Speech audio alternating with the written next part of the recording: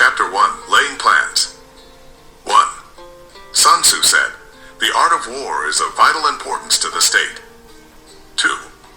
It is a matter of life and death, a road either to safety or to ruin. Hence it is a subject of inquiry which can on no account be neglected. 3. The art of war, then, is governed by 5 constant factors to be taken into account in one's deliberations when seeking to determine the conditions obtaining in the field. 4. These are: first, the moral law; second, heaven; third, earth; fourth, the commander; fifth, method and discipline. 5. 6. The moral law causes the people to be in complete accord with their ruler, so that they will follow him regardless of their lives, undismayed by any danger. 7. Heaven signifies night and day, cold and heat, times and seasons. 8. Earth comprises distances, great and small, danger and security, open ground and narrow passes, the chances of life and death. 9.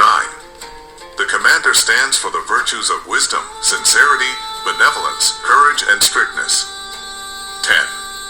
By method and discipline are to be understood the marshalling of the army in its proper subdivisions, the graduations of rank among the officers, the maintenance of roads by which supplies may reach the army, and the control of military expenditure. 11. These 5 heads should be familiar to every general. He who knows them will be victorious. He who knows them not will fail. 12.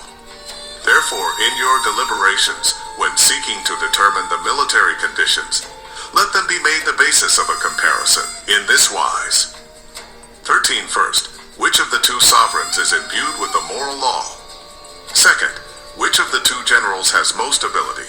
Third, with whom lie the advantages derived from heaven and earth? Fourth, on which side is discipline most rigorously enforced? Fifth, which army is stronger? Sixth, on which side are officers and men more highly trained? Seventh, in which army is there the greater constancy both in reward and punishment? 14.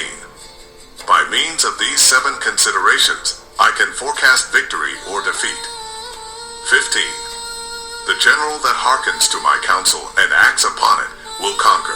Let such a one be retained in command. The general that hearkens not to my counsel nor acts upon it will suffer defeat. Let such a one be dismissed. 16. While heading the profit of my counsel, avail yourself also of any helpful circumstances over and beyond the ordinary rules. 17. According as circumstances are favorable, one should modify one's plans. 18. All warfare is based on deception. 19. Hence, when able to attack, we must seem unable. When using our forces, we must seem inactive. When we are near, we must make the enemy believe we are far away. When far away, we must make him believe we are near. 20. Hold out baits to entice the enemy. Feign disorder and crush him. 21. If he is secure at all points, be prepared for him. If he is in superior strength, evade him. 22. If your opponent is of choleric temper, seek to irritate him. Pretend to be weak, that he may grow arrogant. 22. If he is taking his ease, give him no rest. If his forces are united, separate them. 24. Attack him where he is unprepared. Appear where you are not expected. 25. These military devices, leading to victory, must not be divulged beforehand. 26. Now the general who wins a battle makes many calculations in his temple ere the battle is fought. The general who loses a battle makes but few calculations beforehand. Thus do many calculations lead to victory, and few calculations to defeat. How much more no calculation at all? It is by attention to this point that I can foresee who is likely to win or lose. Chapter 2. Waging War. 1. Sun Tzu said, "In the operations of war, where there are in the field 1,000 swift chariots, as many heavy chariots, and 100,000 mail-clad soldiers, with provisions enough to carry them 1,000 li, the expenditure at home and at the front, including entertainment of guests, small items such as glue and paint, and sums spent on chariots and armor, will reach the total of 1,000 ounces of silver per day. Such is the cost of raising an army of 100,000 men. 2. When you engage in actual fighting, if victory is long in coming, then men's weapons will grow dull and their ardor will be dammed. If you lay siege to a town, you will exhaust your strength. 3. Again, if the campaign is protracted, the resources of the state will not be equal to the strain. 4. Now, when your weapons are dulled, your ardor damped, your strength exhausted, and your treasure spent, other chieftains will spring up to take advantage of your extremity. Then no man, however wise, will be able to avert the consequences that must ensue. 5. Thus, though we have heard of stupid haste in war, cleverness has never been seen associated with long delays. 6. There is no instance of a country having benefited from prolonged warfare. 7. It is only one who is thoroughly acquainted with the evils of war that can thoroughly understand the profitable way of carrying it on. 8. The skillful soldier does not raise a second levy, neither are his supply wagons loaded more than twice. 9. Bring war material with you from home, but forage on the enemy. Thus the army will have food enough for its needs. 10. Poverty of the state exchequer causes an army to be maintained by contributions from a distance. Contributing to maintain an army at a distance causes the people to be impoverished. 11. On the other hand, the proximity of an army causes prices to go up, and high prices cause the people's substance to be drained away. 12. When their substance is drained away, the peasantry will be afflicted by heavy exactions. 13-14. With this loss of substance and exhaustion of strength, the homes of the people will be stripped bare, and 3/10 of their income will be dissipated, while government expenses for broken chariots, worn-out horses, breastplates and helmets, bows and arrows, spears and shields, protective mantles, draft oxen and heavy wagons will amount to 4/10 of its total revenue. 15. Hence, a wise general makes a point of foraging on the enemy. 1 cartload of the enemy's provisions is equivalent to 20 of one's own, and likewise, a single picule of his provender is equivalent to 20 from one's own store. 16. Now, in order to kill the enemy, our men must be roused to anger. That there may be advantage from defeating the enemy, they must have their rewards. 17. Therefore, in chariot fighting, when 10 or more chariots have been taken, those should be rewarded who took the first. Our own flags should be substituted for those of the enemy, and the chariots mingled and used in conjunction with ours. The captured soldiers should be kindly treated and kept. 18. This is called using the conquered foe to augment one's own strength. 19. In war, then, let your great object be victory, not lengthy campaigns. 20. Thus it may be known that the leader of armies is the arbiter of the people's fate, the man on whom it depends whether the nation shall be in peace or in peril.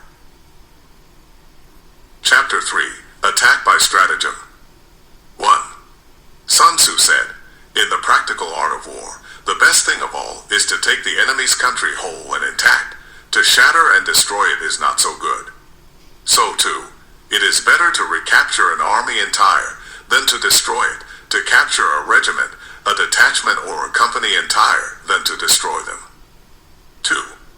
Hence to fight and conquer in all your battles is not supreme excellence. Supreme excellence consists in breaking the enemy's resistance without fighting. 3. Thus the highest form of generalship is to balk the enemy's plans. The next best is to prevent the junction of the enemy's forces. The next in order is to attack the enemy's army in the field, and the worst policy of all is to besiege walled cities. 4. The rule is not to besiege walled cities if it can possibly be avoided. The preparation of mantlets, movable shelters, and various implements of war will take up 3 whole months, and the piling up of mounds over against the walls will take 3 months more. 5. The general, unable to control his irritation, will launch his men to the assault like swarming ants, with the result that 1/3 of his men are slain, while the town still remains untaken. Such are the disastrous effects of a siege. 6.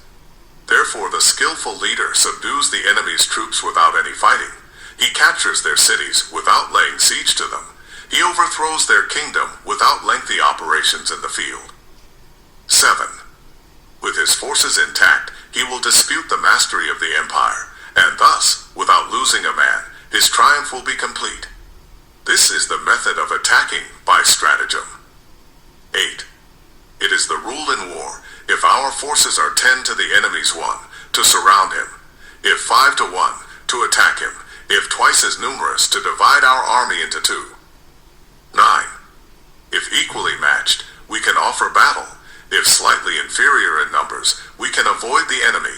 If quite unequal in every way, we can flee from him. 10. Hence, though an obstinate fight may be made by a small force, in the end it must be captured by the larger force. 11. Now the general is the bulwark of the state. If the bulwark is complete at all points, the state will be strong. If the bulwark is defective, the state will be weak. 12. There are 3 ways in which a ruler can bring misfortune upon his army. 13. By commanding the army to advance or to retreat, being ignorant of the fact that it cannot obey. This is called hobbling the army. 14. By attempting to govern an army in the same way as he administers a kingdom, being ignorant of the conditions which obtain in an army. This causes restlessness in the soldiers' minds. 15. By employing the officers of his army without discrimination, through ignorance of the military principle of adaptation to circumstances. This shakes the confidence of the soldiers. 16. But when the army is restless and distrustful, trouble is sure to come from the other feudal princes. This is simply bringing anarchy into the army and flinging victory away. 17. Thus we may know that there are 5 essentials for victory. Sad face first. He will win who knows when to fight and when not to fight. Second, he will win who knows how to handle both superior and inferior forces. Third, he will win whose army is animated by the same spirit throughout all its ranks. Fourth, he will win who, prepared himself, waits to take the enemy unprepared. Fifth, he will win who has military capacity and is not interfered with by the sovereign. 18. Hence the saying, if you know the enemy and know yourself, you need not fear the result of 100 battles. If you know yourself but not the enemy, for every victory gained, you will also suffer a defeat. If you know neither the enemy nor yourself, you will succumb in every battle. Chapter 4. Tactical Dispositions. 1. Sun Tzu said, the good fighters of old first put themselves beyond the possibility of defeat, and then waited for an opportunity of defeating the enemy. 2. To secure ourselves against defeat lies in our own hands, but the opportunity of defeating the enemy is provided by the enemy himself. 3. Thus the good fighter is able to secure himself against defeat, but cannot make certain of defeating the enemy. 4. Hence the saying, one may know how to conquer without being able to do it. 5. Security against defeat implies defensive tactics. Ability to defeat the enemy means taking the offensive. 6. Standing on the defensive indicates insufficient strength, attacking a superabundance of strength. 7. The general who is skilled in defense hides in the most secret recesses of the earth. He who is skilled in attack flashes forth from the topmost heights of heaven. Thus, on the one hand, we have ability to protect ourselves. On the other, a victory that is complete. 8. To see victory only when it is within the ken of the common herd is not the acme of excellence. 9. Neither is it the acme of excellence if you fight and conquer, and the whole empire says, well done. 10. To lift an autumn hair is no sign of great strength. To see the sun and moon is no sign of sharp sight. To hear the noise of thunder is no sign of a quick ear. 11. What the ancients called a clever fighter is one who not only wins, but excels in winning with ease. 12. Hence his His victories bring him neither reputation for wisdom nor credit for courage. 13. He wins his battles by making no mistakes. Making no mistakes is what establishes the certainty of victory, for it means conquering an enemy that is already defeated. 14. Hence, the skillful fighter puts himself into a position which makes defeat impossible, and does not miss the moment for defeating the enemy. 15. Thus it is that in war, the victorious strategist only seeks battle after the victory has been won, whereas he who is destined to defeat first fights and afterwards looks for victory. 16. The consummate leader cultivates the moral law and strictly adheres to method and discipline. Thus it is in his power to control success. 17. In respect of military method, we have firstly measurement, secondly estimation of quantity, thirdly calculation, fourthly balancing of chances, fifthly victory. 18. Measurement owes its existence to earth, estimation of quantity to measurement, calculation to estimation of quantity, balancing of chances to calculation, and victory to balancing of chances. 19. A victorious army opposed to a routed one is as a pound's weight placed in the scale against a single grain. 20. The onrush of a conquering force is like the bursting of pent-up waters into a chasm 1,000 fathoms deep. Chapter 5. Energy. 1. Sun Tzu said, "The control of a large force is the same principle as the control of a few men. It is merely a question of dividing up their numbers." 2.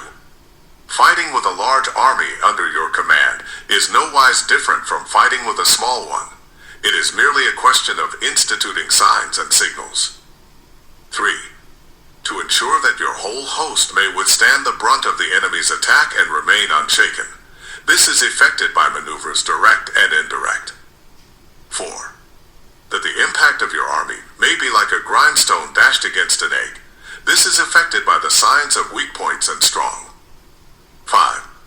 In all fighting, the direct method may be used for joining battle, but indirect methods will be needed in order to secure victory. 6. Indirect tactics, efficiently applied, are inexhaustible as heaven and earth, unending as the flow of rivers and streams. Like the sun and moon, they end but to begin anew. Like the 4 seasons, they pass away to return once more. 7. There are not more than 5 musical notes, yet the combinations of these 5 give rise to more melodies than can ever be heard. 8. There are not more than 5 primary colors, blue, yellow, red, white, and black, yet in combination they produce more hues than can ever been seen. 9. There are not more than 5 cardinal tastes, sour, acrid, salt, sweet, bitter, yet combinations of them yield more flavors than can ever be tasted. 10. In battle, there are not more than 2 methods of attack, the direct and the indirect, yet these 2 in combination give rise to an endless series of maneuvers. 11. The direct and the indirect lead on to each other in turn. It is like moving in a circle. You never come to an end. Who can exhaust the possibilities of their combination? 12. The onset of troops is like the rush of a torrent, which will even roll stones along in its course. 13. The quality of decision is like the well-timed swoop of a falcon, which enables it to strike and destroy its victim. 14. Therefore, the good fighter will be terrible in his onset, and prompt in his decision. 15. Energy may be likened to the bending of a crossbow, decision to the releasing of a trigger. 16. Amid the turmoil and tumult of battle, there may be seeming disorder, and yet no real disorder at all. Amid confusion and chaos, your array may be without head or tail, yet it will be proof against defeat.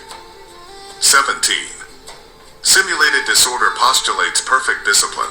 Simulated fear postulates courage. Simulated weakness postulates strength. 18. Hiding order beneath the cloak of disorder is simply a question of subdivision. Concealing courage under a show of timidity presupposes a fund of latent energy. Masking strength with weakness is to be effected by tactical dispositions. 19. Thus one who is skillful at keeping the enemy on the move maintains deceitful appearances, according to which the enemy will act. He sacrifices something, that the enemy may snatch at it. 20. By holding out baits, he keeps him on the march. Then with a body of picked men he lies in wait for him. 21. The clever combatant looks to the effect of combined energy, and does not require too much from individuals. Hence his ability to pick out the right men and utilize combined energy. 22. When he utilizes combined energy, his fighting men become as it were like unto rolling logs or stones. For it is the nature of a log or stone to remain motionless on level ground, and to move when on a slope, if four-cornered to come to a standstill, but if round-shaped to go rolling down. 23. Thus the energy developed by good fighting men is as the momentum of a round stone rolled down a mountain thousands of feet in height. So much on the subject of energy. Chapter 6, Weak Points and Strong. 1. Sun Tzu said, "Whoever is first in the field and awaits the coming of the enemy will be fresh for the fight. Whoever is second in the field and has to hasten to battle will arrive exhausted." 2. Therefore, the clever combatant imposes his will on the enemy, but does not allow the enemy's will to be imposed on him. 3. By holding out advantages to him, he can cause the enemy to approach of his own accord, or, by inflicting damage, he can make it impossible for the enemy to draw near. 4. If the enemy is taking his ease, he can harass him. If well supplied with food, he can starve him out. If quietly encamped, he can force him to move. 5. Appear at points which the enemy must hasten to defend. March swiftly to places where you are not expected. 6. An army may march great distances without distress, if it marches through country where the enemy is not. 7.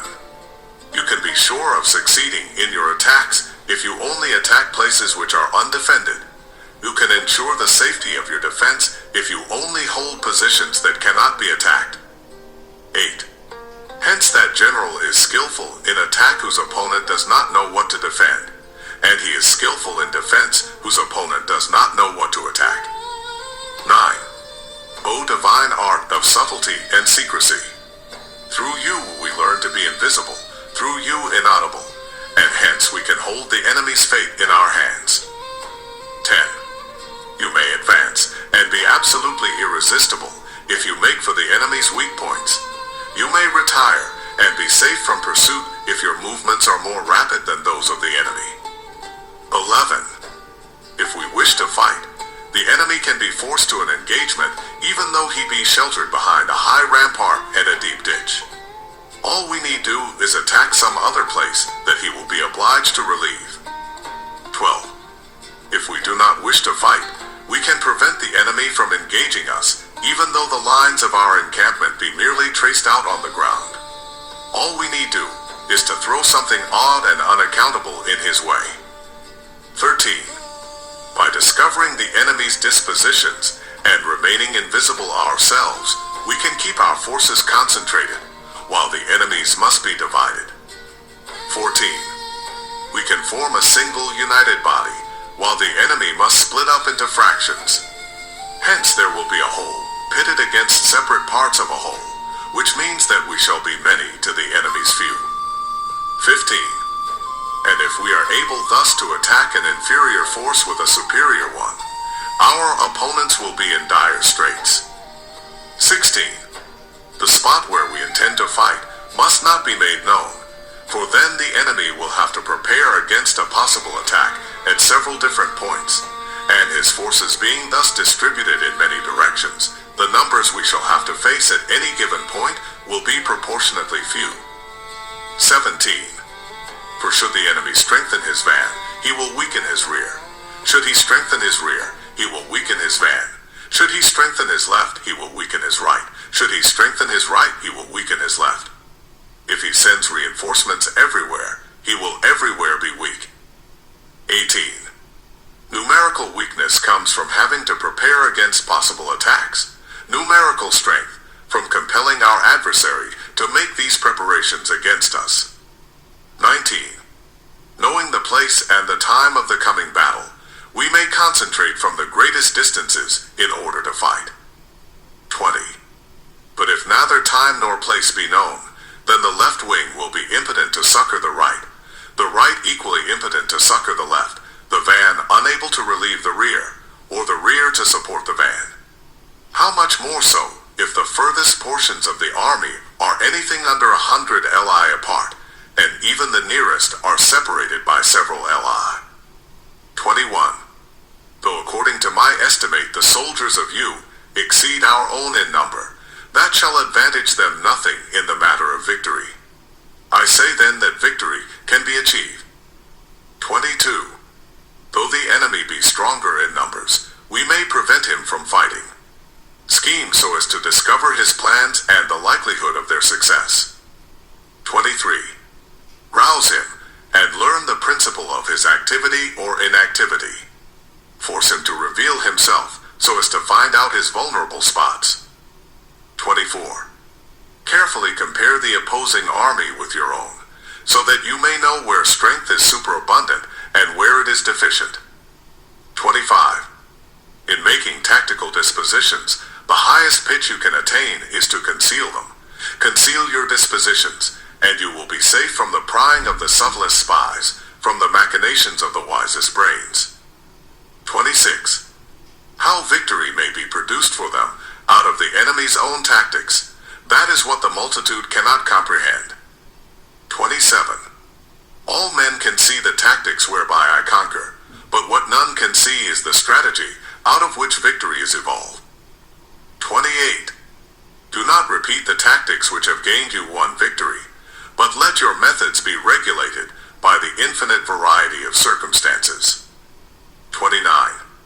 Military tactics are like unto water, for water in its natural course runs away from high places and hastens downwards. 30. So in war, the way is to avoid what is strong and to strike at what is weak. 31. Water shapes its course according to the nature of the ground over which it flows. The soldier works out his victory in relation to the foe whom he is facing. 32. Therefore, just as water retains no constant shape, so in warfare there are no constant conditions. 33. He who can modify his tactics in relation to his opponent, and thereby succeed in winning, may be called a heaven-born captain. 34. The 5 elements water, fire, wood, metal, earth are not always equally predominant. The 4 seasons make way for each other in turn. There are short days and long. The moon has its periods of waning and waxing. Chapter 7. Maneuvering. 1. Sun Tzu said, in war, the general receives his commands from the sovereign. 2. Having collected an army and concentrated his forces, he must blend and harmonize the different elements thereof before pitching his camp. 3. After that comes tactical maneuvering, than which there is nothing more difficult. The difficulty of tactical maneuvering consists in turning the devious into the direct, and misfortune into gain. 4. Thus, to take a long and circuitous route after enticing the enemy out of the way, and though starting after him, to contrive to reach the goal before him, shows knowledge of the artifice of deviation. 5. Maneuvering with an army is advantageous, with an undisciplined multitude most dangerous. 6. If you set a fully equipped army in march in order to snatch an advantage, the chances are that you will be too late. On the other hand, to detach a flying column for the purpose involves the sacrifice of its baggage and stores. 7. Thus, if you order your men to roll up their buff coats and make forced marches without halting day or night, covering double the usual distance at a stretch, doing 100 li in order to wrest an advantage, the leaders of all your 3 divisions will fall into the hands of the enemy. 8. The stronger men will be in front, the jaded ones will fall behind, and on this plan only 1/10 of your army will reach its destination. 9. If you march 50 li in order to outmaneuver the enemy, you will lose the leader of your 1st division and only half your force will reach the goal. 10. If you march 30 li with the same object, 2/3 of your army will arrive. 11. We may take it then that an army without its baggage train is lost, without provisions it is lost, without bases of supply it is lost. 12. We cannot enter into alliances until we are acquainted with the designs of our neighbors. 13. We are not fit to lead an army on the march unless we are familiar with the face of the country, its mountains and forests, its pitfalls and precipices, its marshes and swamps. 14. We shall be unable to turn natural advantage to account unless we make use of local guides. 15. In war, practice dissimulation and you will succeed. 16. Whether to concentrate or to divide your troops must be decided by circumstances. 17. Let your rapidity be that of the wind, your compactness that of the forest. 18. In raiding and plundering, be like fire, in immovability like a mountain.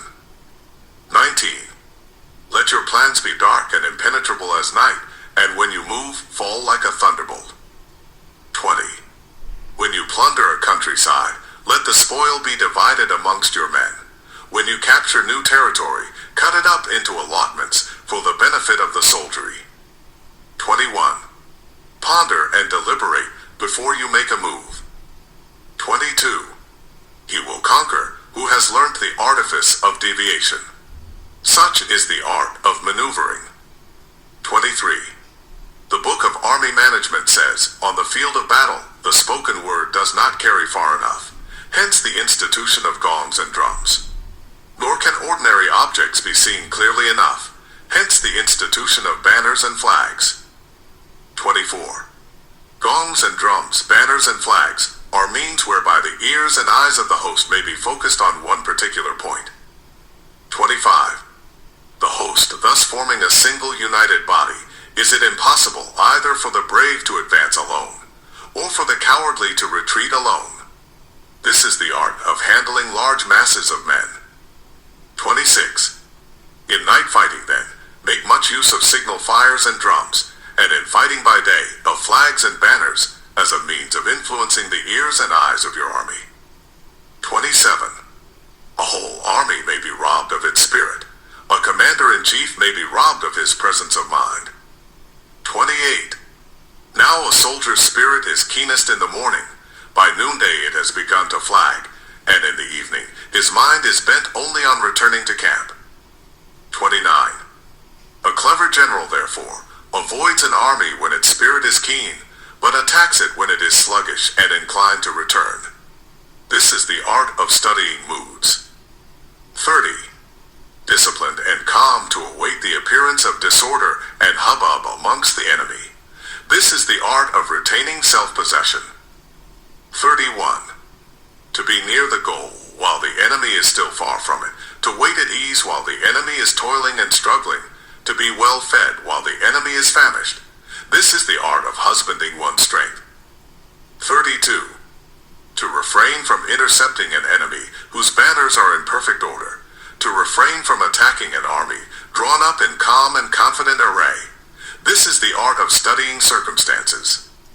33. It is a military axiom not to advance uphill against the enemy, nor to oppose him when he comes downhill. 34. Do not pursue an enemy who simulates flight. Do not attack soldiers whose temper is keen. 35. Do not swallow bait offered by the enemy. Do not interfere with an army that is returning home. 36. When you surround an army, leave an outlet free. Do not press a desperate foe too hard. 37. Such is the art of warfare. Chapter 8. Variation in Tactics. 1. Sun Tzu said, in war, the general receives his commands from the sovereign, collects his army, and concentrates his forces. 2. When in difficult country, do not encamp. In country where high roads intersect, join hands with your allies. Do not linger in dangerously isolated positions. In hemmed-in situations, you must resort to stratagem. In desperate position, you must fight. 3. There are roads which must not be followed, armies which must be not attacked, towns which must not be besieged, positions which must not be contested, commands of the sovereign which must not be obeyed. 4. The general who thoroughly understands the advantages that accompany variation of tactics knows how to handle his troops. 5. The general who does not understand these may be well acquainted with the configuration of the country, yet he will not be able to turn his knowledge to practical account. 6. So, the student of war who is unversed in the art of war of varying his plans, even though he be acquainted with the 5 advantages, will fail to make the best use of his men. 7. Hence in the wise leader's plans, considerations of advantage and of disadvantage will be blended together. 8. If our expectation of advantage be tempered in this way, we may succeed in accomplishing the essential part of our schemes. 9. If, on the other hand, in the midst of difficulties, we are always ready to seize an advantage, we may extricate ourselves from misfortune. 10. Reduce the hostile chiefs by inflicting damage on them, and make trouble for them, and keep them constantly engaged. Hold out specious allurements, and make them rush to any given point. 11. The art of war teaches us to rely not on the likelihood of the enemy's not coming, but on our own readiness to receive him, not on the chance of his not attacking, but rather on the fact that we have made our position unassailable. 12. There are 5 dangerous faults which may affect a general's adverse: A. Recklessness, which leads to destruction. B. Cowardice, which leads to capture. C. A hasty temper, which can be provoked by insults. D.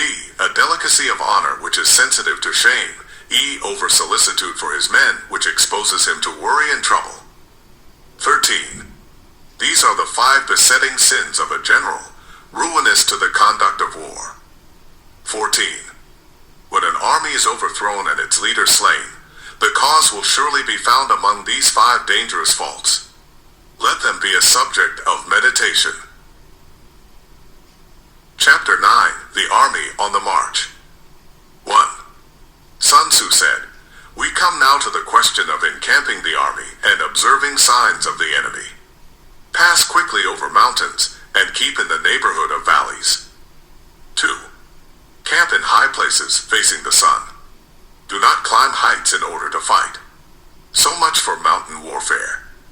3. After crossing a river, you should get far away from it. 4. When an invading force crosses a river in its onward march, do not advance to meet it in midstream.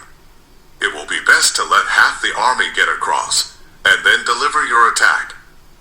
5. If you are anxious to fight, you should not go to meet the invader near a river which he has to cross. 6. Moor your craft higher up than the enemy, and facing the sun. Do not move upstream to meet the enemy. So much for river warfare. 7. In crossing salt marshes, your sole concern should be to get over them quickly, without any delay. 8. If forced to fight in a salt marsh, you should have water and grass near you, and get your back to a clump of trees. So much for operations in salt marshes. 9. In dry, level country, take up an easily accessible position with rising ground to your right and on your rear, so that the danger may be in front and safety lie behind. So much for campaigning in flat country. 10.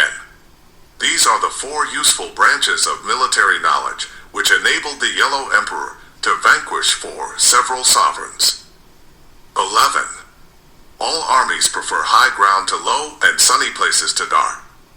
12. If you are careful of your men and camp on hard ground, the army will be free from disease of every kind, and this will spell victory. 13. When you come to a hill or a bank, occupy the sunny side with a slope on your right rear. Thus you will at once act for the benefit of your soldiers and utilize the natural advantages of the ground. 14.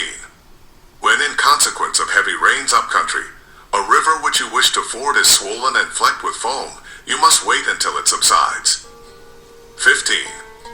country in which there are precipitous cliffs with torrents running between, deep natural hollows, confined places, tangled thickets, quagmires, and crevasses should be left with all possible speed and not approached.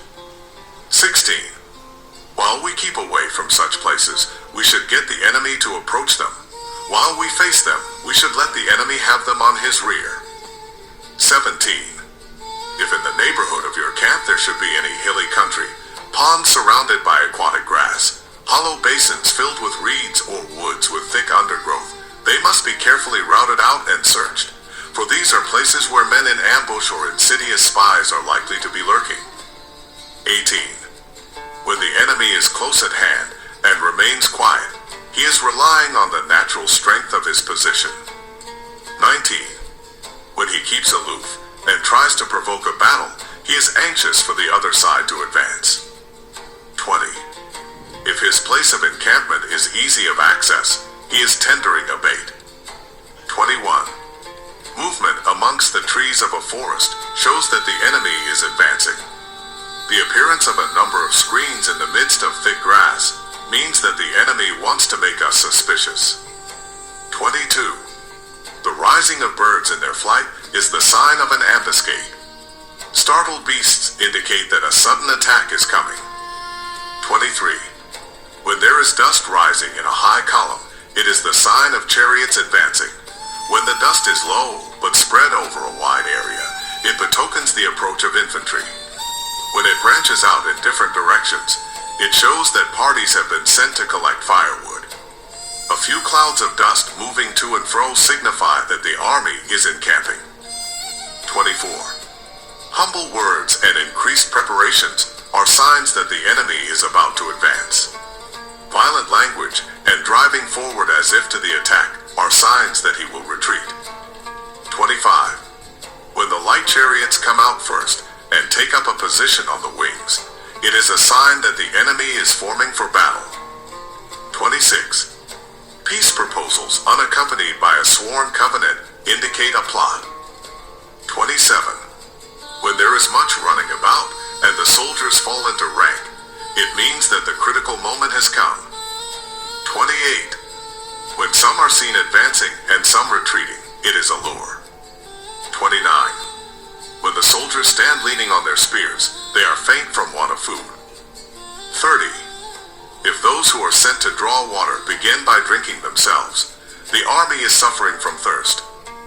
31. If the enemy sees an advantage to be gained and makes no effort to secure it, the soldiers are exhausted. 32. If birds gather on any spot, it is unoccupied. Clamor by night betokens nervousness. 33. If there is disturbance in the camp, the general's authority is weak. If the banners and flags are shifted about, sedition is afoot. If the officers are angry, it means that the men are weary. 34.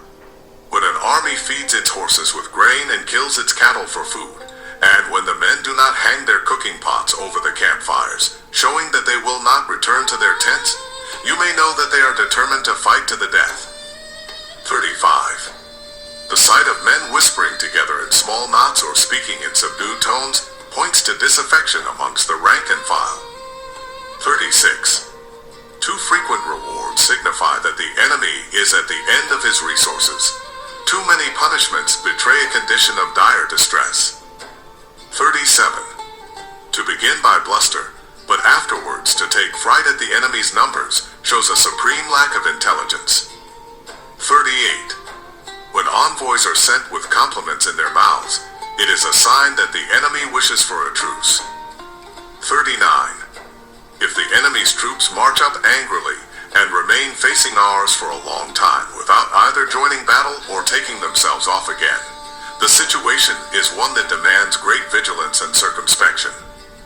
40. If our troops are no more in number than the enemy, that is amply sufficient. It only means that no direct attack can be made. What we can do is simply to concentrate all our available strength, keep a close watch on the enemy, and obtain reinforcements. 41. He who exercises no forethought, but makes light of his opponents, is sure to be captured by them. 42.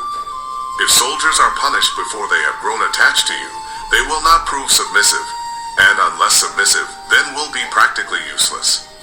If, when the soldiers have become attached to you, punishments are not enforced, they will still be useless. 43. Therefore, soldiers must be treated in the first instance with humanity, but kept under control by means of iron discipline. This is a certain road to victory. 44. If in training, soldiers' commands are habitually enforced, the army will be well disciplined. If not, its discipline will be bad. 45. If a general shows confidence in his men, but always insists on his orders being obeyed, the gain will be mutual. Chapter 10. Terrain. 1. Sun Tzu said, "We may distinguish 6 kinds of terrain to wit, first, accessible ground, second, entangling ground, third, temporizing ground, fourth, narrow passes, fifth, precipitous heights, sixth, positions at a great distance from the enemy. 2. Ground which can be freely traversed by both sides is called accessible. 3. With regard to ground of this nature, be before the enemy in occupying the raised and sunny spots, and carefully guard your line of supplies. Then you will be able to fight with advantage. 4. Ground which can be abandoned, but is hard to reoccupy, is called entangling. 5. From a position of this sort, if the enemy is unprepared, you may sally forth and defeat him. But if the enemy is prepared for your coming, and you fail to defeat him, then return being impossible, disaster will ensue. 6. When the position is such that neither side will gain by making the first move, it is called temporizing ground. 7. In a position of this sort, even though the enemy should offer us an attractive bait, it will be advisable not to stir forth, but rather to retreat, thus enticing the enemy in his turn. Then, when part of his army has come out, we may deliver our attack with advantage. 8. With regard to narrow passes, if you can occupy them first, let them be strongly garrisoned and await the advent of the enemy. 9. Should the army forestall you in occupying a pass, do not go after him if the pass is fully garrisoned, but only if it is weakly garrisoned. 10. With regard to precipitous heights, if you are beforehand with your adversary, you should occupy the raised and sunny spots, and there wait for him to come up. 11.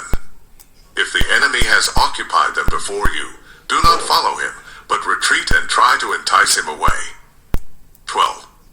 If you are situated at a great distance from the enemy, and the strength of the 2 armies is equal, it is not easy to provoke a battle, and fighting will be to your disadvantage. 13. These 6 are the principles connected with earth. The general who has attained a responsible post must be careful to study them. 14. Now an army is exposed to 6 several calamities, not arising from natural causes, but from faults for which the general is responsible. These are: first, flight; second, insubordination; third, collapse; fourth, ruin; fifth, disorganization; sixth, rout. 15. Other conditions being equal, if one force is hurled against another 10 times its size, the result will be the flight of the former. 16. When the common soldiers are too strong and their officers too weak, the result is insubordination. When the officers are too strong and the common soldiers too weak, the result is collapse. 17. When the higher officers are angry and insubordinate, and on meeting the enemy give battle on their own account from a feeling of resentment, before the commander-in-chief can tell whether or not he is in a position to fight, the result is ruin. 18. When the general is weak and without authority, when his orders are not clear and distinct, when there are no fixes duties assigned to officers and men, and the ranks are formed in a slovenly haphazard manner, the result is utter disorganization. 19. When a general, unable to estimate the enemy's strength, allows an inferior force to engage a larger one, or hurls a weak detachment against a powerful one, and neglects to place picked soldiers in the front rank, the result must be rout. 20. These are 6 ways of courting defeat, which must be carefully noted by the general who has attained a responsible post. 21. The natural formation of the country is the soldier's best ally, but a power of estimating the adversary, of controlling the forces of victory, and of shrewdly calculating difficulties, dangers, and distances, constitutes the test of a great general. 22. He who knows these things, and in fighting puts his knowledge into practice, will win his battles. He who knows them not, nor practices them, will surely be defeated. 23. If fighting is sure to result in victory, then you must fight, even though the ruler forbid it. If fighting will not result in victory, then you must not fight even at the ruler's bidding. 24. The general who advances without coveting fame and retreats without fearing disgrace, whose only thought is to protect his country and do good service for his sovereign, is the jewel of the kingdom. 25. Regard your soldiers as your children, and they will follow you into the deepest valleys. Look upon them as your own beloved sons, and they will stand by you even unto death. 26. If, however, you are indulgent, but unable to make your authority felt, kind-hearted but unable to enforce your commands, and incapable, moreover, of quelling disorder, then your soldiers must be likened to spoiled children. They are useless for any practical purpose. 27. If we know that our own men are in a condition to attack, but are unaware that the enemy is not open to attack, we have gone only halfway towards victory. 28. If we know that the enemy is open to attack, but are unaware that our own men are not in a condition to attack, we have gone only halfway towards victory. 29.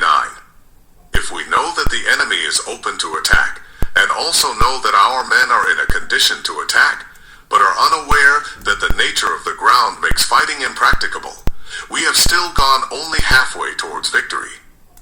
30. Hence the experienced soldier, once in motion, is never bewildered. Once he has broken camp, he is never at a loss. 31. Hence the saying, if you know the enemy and know yourself, your victory will not stand in doubt. If you know heaven and know earth, you may make your victory complete. Chapter 11. The 9 Situations. 1. Sun Tzu said, the art of war recognizes 9 varieties of ground. First, dispersive ground. Second, facile ground. Third, contentious ground. Fourth, open ground. Fifth, ground of intersecting highways. Sixth, serious ground. Seventh, difficult ground. Eighth, hemmed in ground. Ninth, desperate ground. 2. When a chieftain is fighting in his own territory, it is dispersive ground. 3. When he has penetrated into hostile territory, but to no great distance, it is facile ground. 4. Ground the possession of which imports great advantage to either side is contentious ground. 5.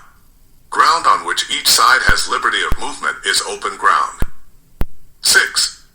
Ground which forms the key to 3 contiguous states, so that he who occupies it first has most of the empire at his command, is a ground of intersecting highways.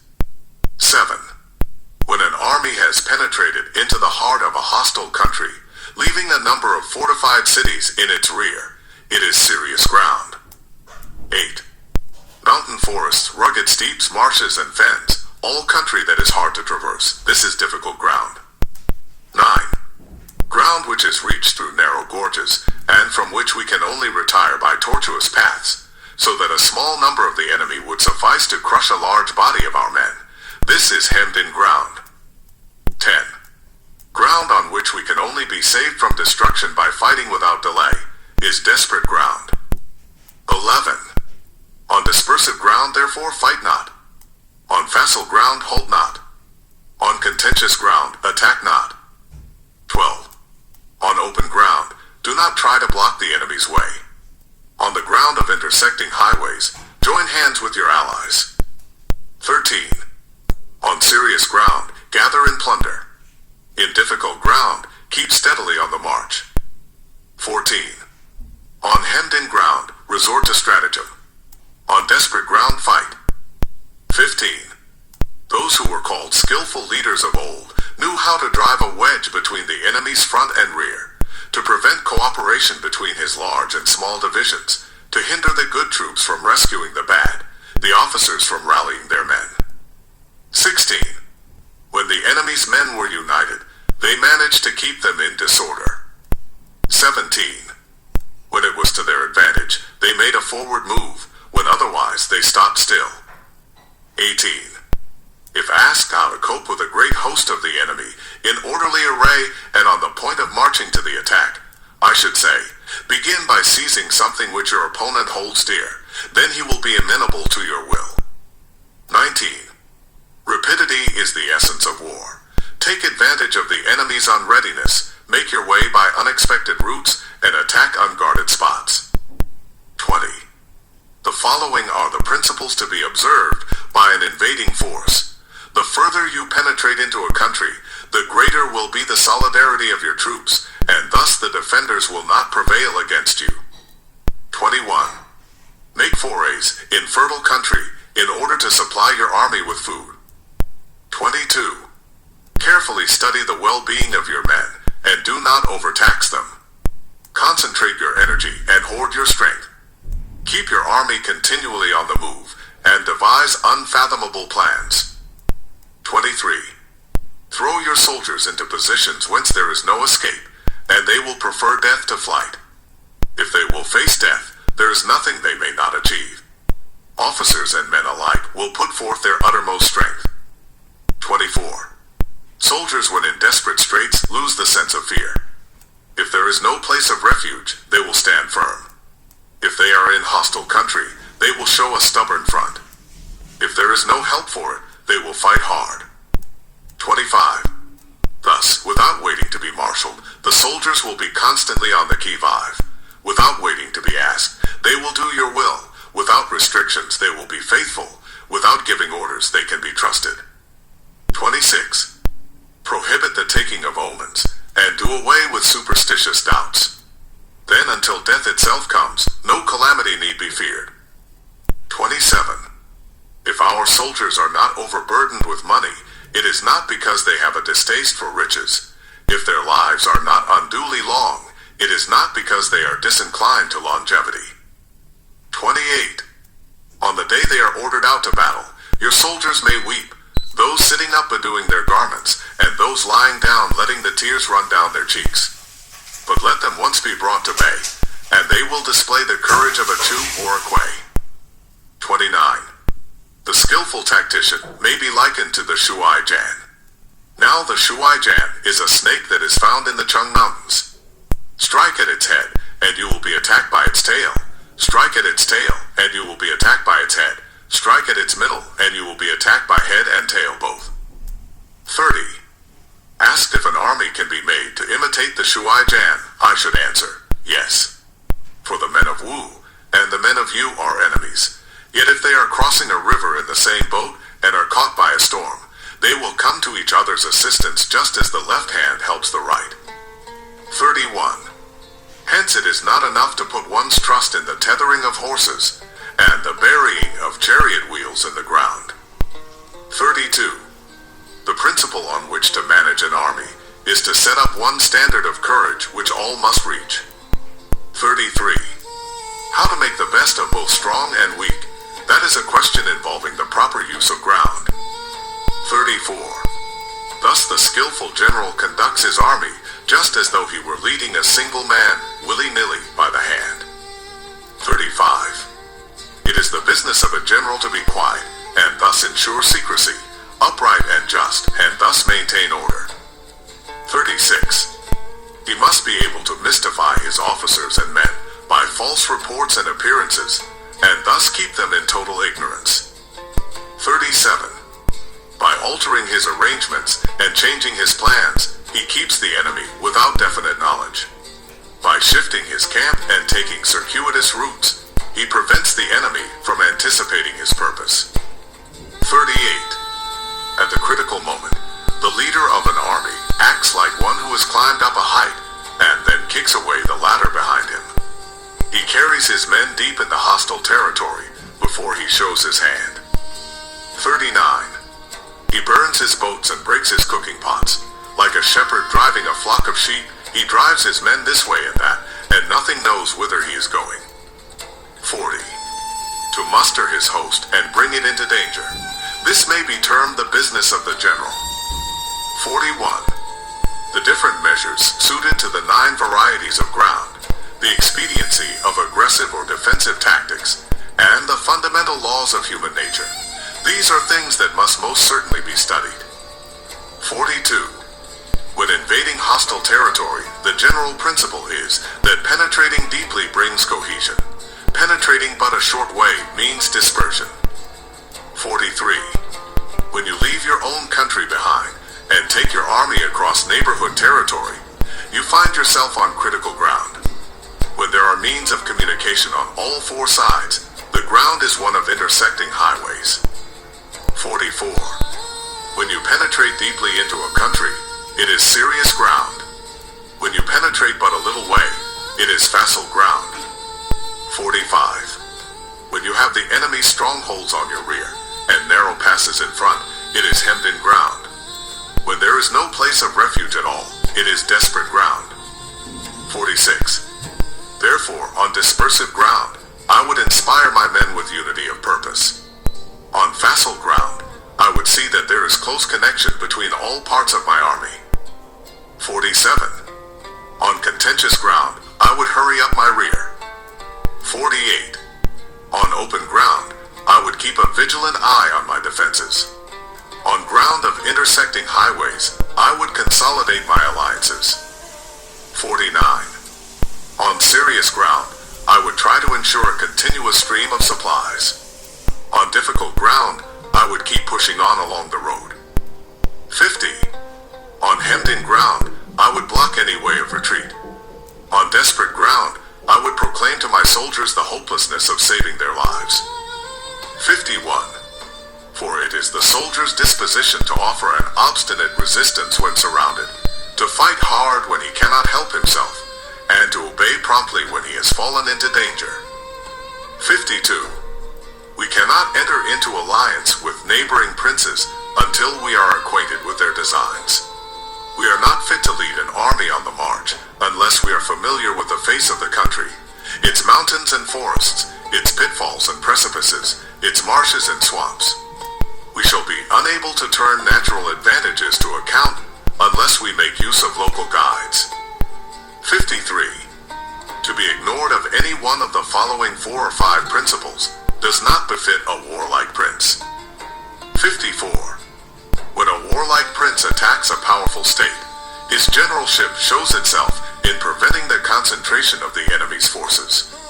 He overawes his opponents, and their allies are prevented from joining against him.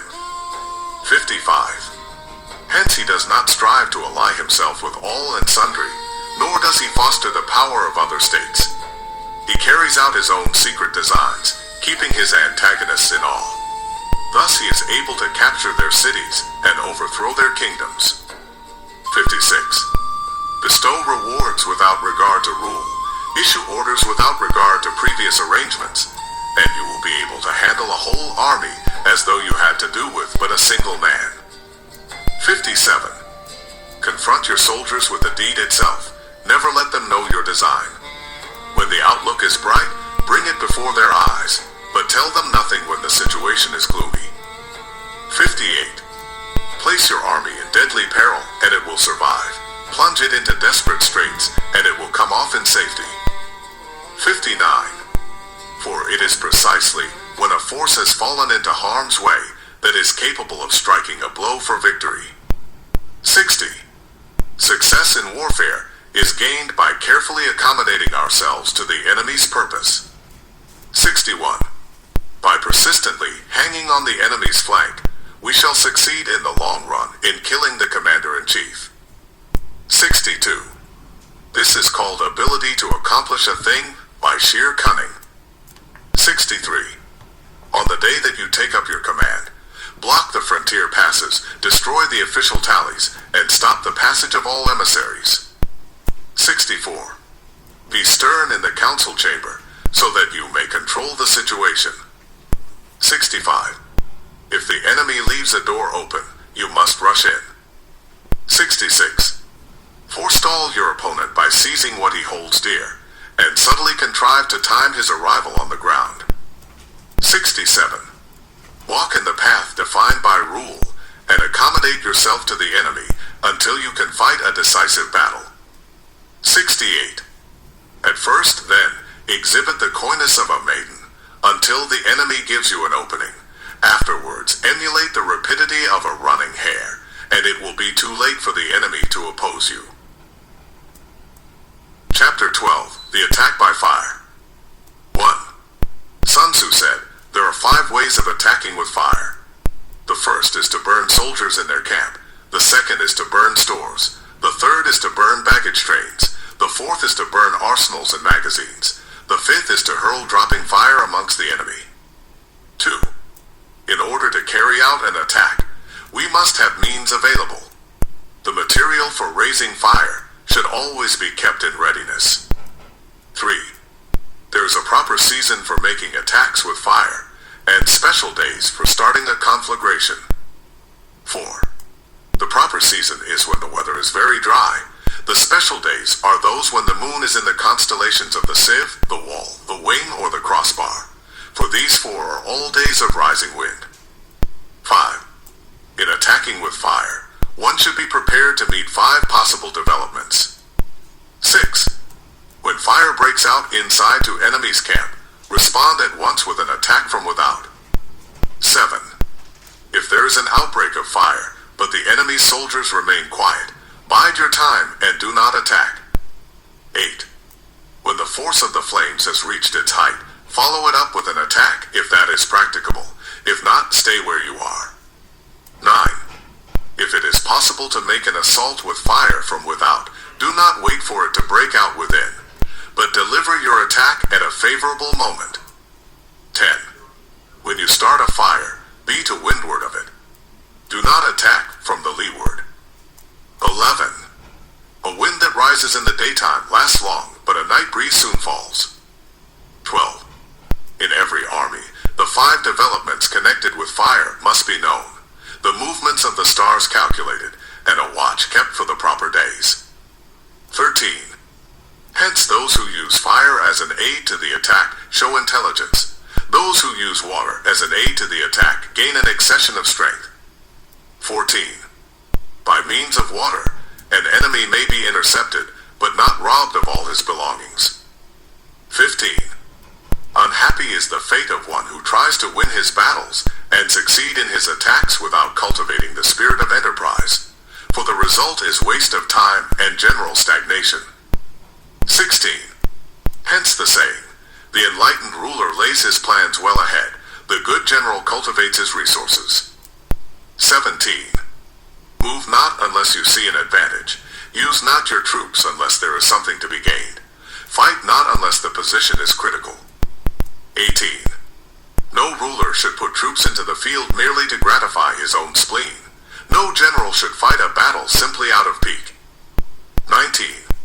If it is to your advantage, make a forward move. If not, stay where you are. 20. Anger may in time change to gladness. Vexation may be succeeded by content.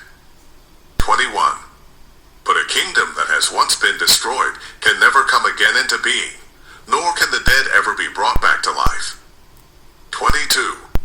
Hence the enlightened ruler is heedful, and the good general full of caution. This is the way to keep a country at peace and an army intact. Chapter 13. The Use of Spies. 1. Sun Tzu said, raising a host of 100,000 men and marching them great distances entails heavy loss on the people and a drain on the resources of the state. The daily expenditure will amount to 1,000 ounces of silver. There will be commotion at home and abroad, and men will drop down exhausted on the highways. As many as 700,000 families will be impeded in their labor. 2. Hostile armies may face each other for years, striving for the victory which is decided in a single day. This being so, to remain in ignorance of the enemy's condition simply because one grudges the outlay of 100 ounces of silver in honors and emoluments is the height of inhumanity. 3. One who acts thus is no leader of men, no present help to his sovereign, no master of victory. 4. Thus, what enables the wise sovereign and the good general to strike and conquer, and achieve things beyond the reach of ordinary men, is foreknowledge. 5. Now this foreknowledge cannot be elicited from spirits. It cannot be obtained inductively from experience, nor by any deductive calculation. 6. Knowledge of the enemy's dispositions can only be obtained from other men. 7. Hence the use of spies, of whom there are 5 classes: 1. Local spies, 2. Inward spies, 3. Converted spies, 4. Doomed spies, 5. Surviving spies. 8. When these 5 kinds of spy are all at work, none can discover the secret system. This is called divine manipulation of the threads. It is the sovereign's most precious faculty. 9. Having local spies means employing the services of the inhabitants of a district. 10. Having inward spies, making use of officials of the enemy. 11. Having converted spies, getting hold of the enemy's spies and using them for our own purposes. 12. Having doomed spies, doing certain things openly for purposes of deception, and allowing our spies to know of them and report them to the enemy. 13. Surviving spies, finally, are those who bring back news from the enemy's camp. 14. Hence it is that which none in the whole army are more intimate relations to be maintained than with spies. None should be more liberally rewarded. In no other business should greater secrecy be preserved. 15. Spies cannot be usefully employed without a certain intuitive sagacity. 16. They cannot be properly managed without benevolence and straightforwardness. 17. Without subtle ingenuity of mind, one cannot make certain of the truth of their reports. 18. Be subtle, and use your spies for every kind of business. 19. If a secret piece of news is divulged by a spy before the time is ripe, he must be put to death together with the man to whom the secret was told. 20. Whether the object be to crush an army, to storm a city, or to assassinate an individual, it is always necessary to begin by finding out the names of the attendants, the aides de camp, and doorkeepers and sentries of the general in command. Our spies must be commissioned to ascertain these. 21. The enemy's spies who have come to spy on us must be sought out, tempted with bribes, led away and comfortably housed. Thus they will become converted spies and available for our service. 22. It is through the information brought by the converted spy that we are able to acquire and employ local and inward spies. 23. It is owing to his information, again, that we can cause the doomed spy to carry false tidings to the enemy. 24. Lastly, it is by his information that the surviving spy can be used on appointed occasions. 25. The end and aim of spying in all its 5 varieties is knowledge of the enemy, and this knowledge can only be derived in the first instance from the converted spy. Hence, it is essential that the converted spy be treated with the utmost liberality.